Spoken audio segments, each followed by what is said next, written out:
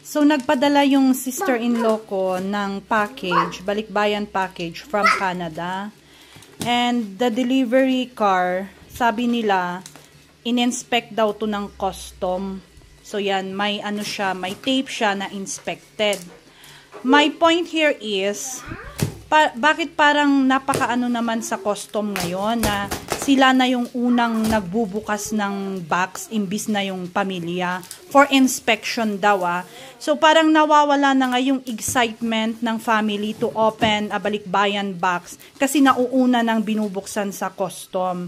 Hindi ko alam kung anong problema ng custom, bakit ganon na kailangan nilang buksan. Kung tutuusin, wala ba silang mga mga parang machine to check if there's like something fishy inside the box? Bakit kailangan sila ang magbukas? So sabi ko sa kapamilya ko abroad, mas maigi na lang ata na isuggest natin sa customs ng Pilipinas na kada tunggal mag-box sila, may officer na ng customs doon sa abroad para tignan kung ano yung pinaglalagay sa box.